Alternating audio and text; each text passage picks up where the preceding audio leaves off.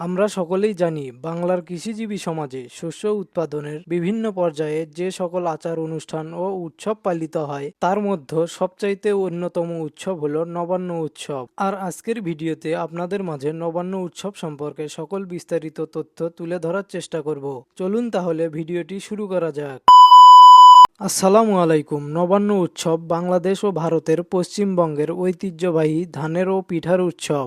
বাংলার কৃষিজীবী সমাজে শস্য উৎপাদনের বিভিন্ন পর্যায়ে যে সকল আচার অনুষ্ঠান ও উৎসব পালন করা হয় তার মধ্যে অন্যতম উৎসব হলো নবান্ন উৎসব। নবান্ন শব্দের অর্থ হলো নতুন অন্ন বা নব অন্ন। বাংলার কৃষিজীবী সমাজে আমন ধান ঘরে আনার পর সেই ধান থেকে প্রস্তুতকৃত চালের প্রথম রান্না উপলক্ষে আয়োজিত অনুষ্ঠানকেই নবান্ন উৎসব বলা হয়। সাধারণত বাংলার অগ্রহায়ণ মাসে অর্থাৎ হেমন্তে আমন ধান কাটার পর এই উৎসব অনুষ্ঠিত হয়। নবান্ন উৎসব সম্পর্কে গ্রামগঞ্জে অনেক ধরনের প্রথা চালু রয়েছে এবং অনেকেই বিশ্বাস করে কাকের মাধ্যমে নতুন অন্ন মৃত ব্যক্তির আত্মার কাছে পৌঁছায়। বিশেষ করে হিন্দু সম্প্রদায়ের কাছে নবান্ন উৎসব একটি প্রাচীন প্রথা। হিন্দু সম্প্রদায়ের বিশ্বাস অনুযায়ী নতুন ধান উৎপাদনের সময় পিতৃপুরুষ অন্ন প্রার্থনা করে থাকে, আর এই কারণে হিন্দু সম্প্রদায়ের কাছে নবান্ন উৎসব একটি জনপ্রিয় উৎসব। 1998 সালে বাংলাদেশের রাজধানী ঢাকাতে আনুষ্ঠানিকভাবে নবান্ন উৎসবের যাত্রা শুরু করে।